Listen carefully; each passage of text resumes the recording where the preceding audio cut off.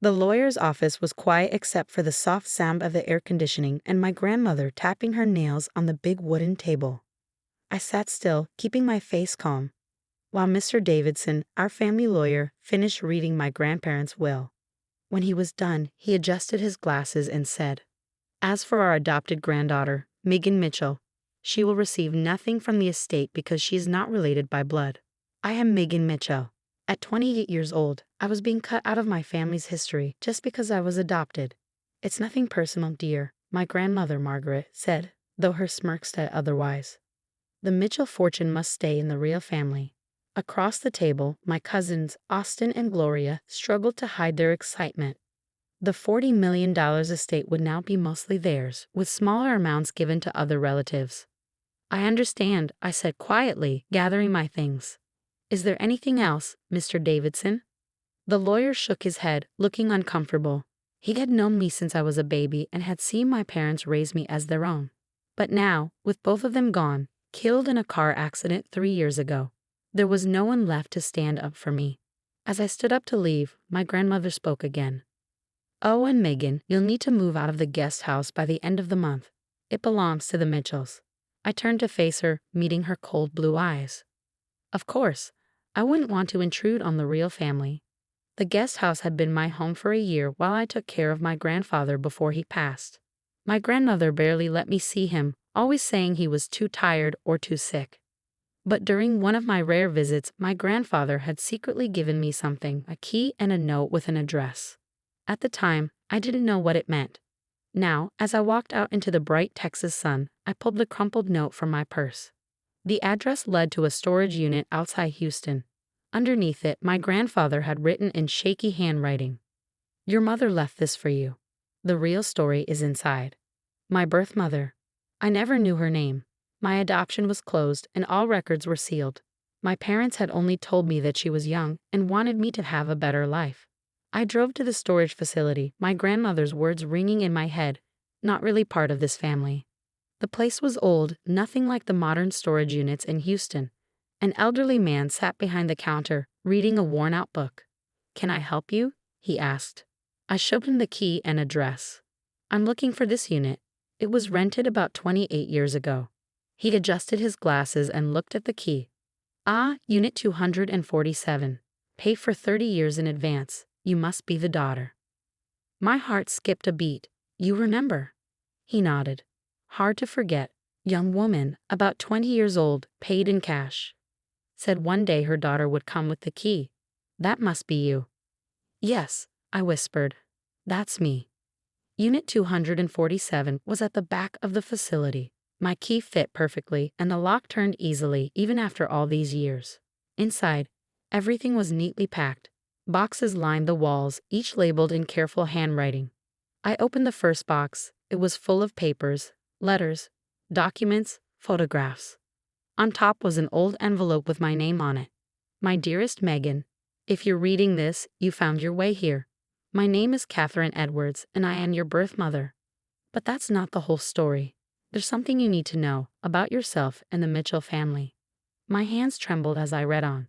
Catherine Edwards had worked for Mitchell Industries in the early 1990s. She was smart, ambitious, and caught the attention of the CEO, my grandfather, Robert Mitchell. "The affair lasted 6 months," she wrote. "I was young and believed him when he said he'd leave his wife. When I got pregnant, everything changed. He saw me as a threat. He offered me money to go away, to have an abortion. When I refused, the threats began." The next box held proof, letters, recordings, bank statements. My grandfather had set up an entire plan. Catherine would give up her baby for adoption, tell no one who the father was, and disappear in exchange for money. I stared at the evidence, my whole life suddenly making sense. I hadn't been left out of the will just because I was adopted. I had been erased because I was a Mitchell by blood. The baby, me, was meant to be adopted by Robert Mitchell's son and his wife, who couldn't have children. "Your parents, John and Mary Mitchell, never knew the truth," Catherine wrote in her letter. "They were good people who wanted a child more than anything. Robert made sure everything looked like a normal adoption. They gave you the love and life I couldn't." But Catherine hadn't disappeared. For 28 years, she had been collecting proof, not just about my real father, but about the Mitchell family's darkest secrets. Corporate fraud, tax evasion, years of hidden crimes that built their fortune. I regret my part in all of this, she admitted. I was young and scared, and I let them control me. But I never stopped watching. I never stopped gathering evidence. Everything you need to prove who you are and what they've done is in these boxes.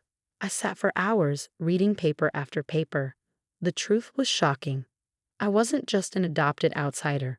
I was Robert Mitchell's granddaughter, more connected to the family than my cousins, Austin and Gloria. Some documents even suggested they might not be Mitchells at all. My phone buzzed.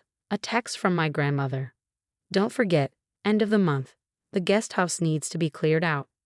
I stared at the message, then back at the stacks of evidence. My grandfather's last gift wasn't just a key. It was the truth, and with it, the power to take back my place in the family. The question was, what would I do with it? For the next week, I sorted through every box. Catherine had been careful and incredibly smart. But the biggest shock came when I found a hidden compartment at the back of the storage unit. Behind a false panel, there was a laptop and stacks of hard drives, all labeled with dates. Catherine hadn't just collected evidence. She had continued tracking the family for years, using secret contacts and surveillance. My phone buzzed again, another text from my grandmother. The movers will be at the guest house tomorrow at 9 a.m. Be ready. I looked around my small living room, already packed up in boxes. For 3 years, I had lost everything. My parents, my place in the family, and now my home. But this time, I didn't feel helpless. For the first time, I had power. That night, I called the only person I could trust, Michael Chin, my father's old friend and the former CFO of Mitchell Industries. He had quit after my parents died, saying he couldn't be part of the company's corruption anymore. No one had believed him. Megan, he answered, his voice kind but worried. Are you okay? I heard about the will. I need your help, Uncle Mike.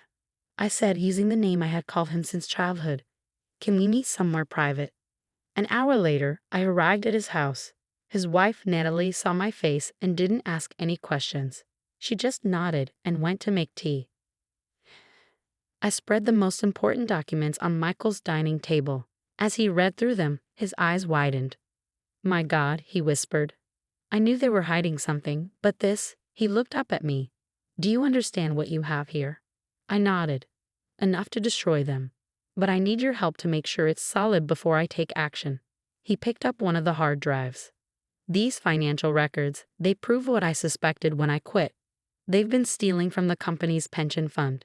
If this falls apart, thousands of employees could lose everything. That's why we need to expose it now, I said. Before it's too late. Over the next few days, Michael helped me sort through the evidence. He brought in a forensic accountant and a lawyer who specialized in corporate fraud. Everything had to be airtight, because the Mitchells wouldn't go down without a fight. At the same time, I moved out of the guest house. My grandmother sent an email to the whole family, proudly announcing that the adopted outsider was finally gone. She had no idea that I was spending my days meeting with federal investigators, SEC officials, and reporters, carefully preparing to expose everything. The files on Catherine's laptop revealed a tangled web of fake companies, hidden accounts, and illegal transactions. My grandparents weren't just protecting the Mitchell name. They were protecting a fortune built on lies and theft. One afternoon, as I was reviewing documents with Michael, my cousin Austin showed up at his house unexpectedly. Well, he smirked. Already planning your revenge, Megan? How pathetic. I calmly gathered the papers and put them in my bag. What do you want, Austin? Grandmother sent me with a message. Back off. Whatever you think you're doing, you won't win. I stood up, meeting his gaze. And what exactly am I doing, Austin? His smirk faded for just a second. We know you've been asking questions, meeting people. It stops now. Or what? I stepped closer. You'll cut me out of the will. Take my home. Oh wait, you already did that. For the first time, I saw doubt in his eyes. He wasn't used to this version of me, the one who didn't back down. Just remember who you're dealing with, he said, trying to sound threatening. The Mitchells know how to handle problems. After you left, Michael turned to me. They're getting nervous. We need to move faster. That evening, I got an encrypted email from one of Catherine's old contacts at Mitchell Industries. The company was about to announce massive layoffs to cover up the missing pension funds before anyone noticed. I made one last visit to the storage unit, gathering the final pieces of evidence. As I locked up, the elderly manager approached me. "Your mother left something else for you," he said, handing me an envelope. "She told me to give it to you once you'd had time to go through everything else." Inside was a single photograph. Catherine holding me as a newborn, tears on her face. On the back she had written, "Remember who you are. You're stronger than all of them." The day of reckoning arrived on a bright Monday morning. I sat in the Mitchell Industries boardroom, not as an outsider, but as the key witness in a federal investigation. At that same moment, FBI agents were raiding Mitchell properties across the country. SEC officials were searching company servers. And then my grandmother walked in, escorted by federal agents. For the first time, there was no smug smile on her face, just shock and disbelief. She looked at me sitting next to the lead investigator, and for the first time in my life, I saw fear in her eyes. "What is the meaning of this?" my grandmother demanded, her voice shaking. "Megan, what have you done?" "Please take a seat, Mrs. Mitchell," the FBI agent said firmly. "We have questions about Mitchell Industries' financial activities." Austin and Gloria were brought in next, along with other family members and executives. One by one, they entered the room, their shock growing as they saw me sitting there. Their lawyer, already sweating, flipped through the thick file of evidence. Before the questioning started, I stood up. "There's something you all need to know." I pulled out the DNA test results we had run using samples from Catherine's storage unit. It turns out I am a Mitchell by blood. Grandfather made sure of that when he arranged my adoption, to cover up his affair with Catherine Edwards. The room exploded in chaos. My grandmother went pale as the truth sank in. Austin jumped up, shouting that it was all a lie, but the proof was undeniable. "That's impossible," my grandmother whispered. "Robert would never." "He did," I said calmly, "and then he spent the rest of his life watching you steal from the company he built. That's why he left me the key to Catherine's storage unit. He wanted me to expose the truth." For the next several hours, federal agents presented their case: pension fund fraud, tax evasion, and years of illegal activity. Catherine had documented everything, and now the Mitchell empire was crumbling. Gloria burst into tears. "You've ruined us," she shouted. "Your own family." I met her glare without flinching. "No, Gloria," I said. "You did that all on your own." "No," I said firmly. "You ruined yourselves. I'm just making sure the people you hurt get justice." The arrests came quickly. Minus 15 family members and company executives were charged with fraud and other crimes. The company's stock crashed as the scandal made headlines, but I had planned for that too. With Michael's help, I worked with ethical investors to save the company. The stolen pension funds were restored by seizing hidden family assets, and a new leadership team took over. My grandmother and a few others took plea deals to avoid long prison sentences. Austin and Gloria fought the charges but were found guilty. The powerful Mitchell empire, built on greed and lies, collapsed in weeks. As for me, the court ruled that, as Robert Mitchell's biological granddaughter and the person who exposed the fraud, I was entitled to a large share of the recovered money. But I didn't want it. Instead, I created a foundation to support the employees who had lost so much. A year later, I stood in the lobby of what was once Mitchell Industries, now called Phoenix Technologies, watching employees walk in. The company had survived and was now thriving under honest leadership. "Your mother would be proud," Michael said, standing beside me. "She spent years gathering evidence, hoping someone would finally reveal the truth." "Have you heard from her?" I asked. We had searched for Catherine after everything came out, but she had vanished. "No, but her lawyer sent this." He handed me an envelope. Inside was a letter, written in the same careful handwriting I had seen on all her documents. "My dearest Megan, by now, you know the whole truth. I'm sorry I couldn't be there to help you, but you needed to find your own strength. I spent the last 28 years making sure you had the proof to fight this battle when the time came. I'll always regret giving you up, but watching you grow from a distance, I know I made the right choice by leaving you those files. You did what I never could. You held the family accountable for their crimes. I'm getting older now, and my job is done. Just know that I love you, and I'm so proud of you. You didn't do this for revenge. You did it for justice. You're everything I hoped you'd be, and more.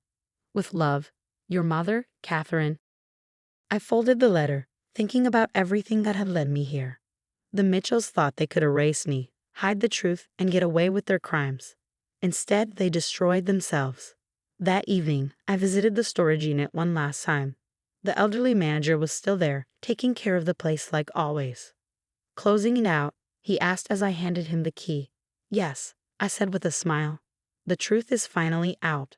Your mother knew you'd come one day, he said. Told me you were the kind of person who fights for what's right. As I drove home, I thought about family, not the one that abandoned me, but the one I had built. Michael and Natalie, who never stopped supporting me. The employees who trusted me to fix what had been broken. And Catherine, the mother I never knew, but who gave me the tools to uncover the truth. My phone buzzed. A text from Michael. Board meeting tomorrow. Ready to keep changing the world. I smiled and typed back a response. The Mitchells had believed that family was only about blood and power. They never understood that real legacy isn't about wealth or status. It's about doing what's right, no matter what. And in the end, the daughter they tried to erase became the one who saved everything they nearly destroyed.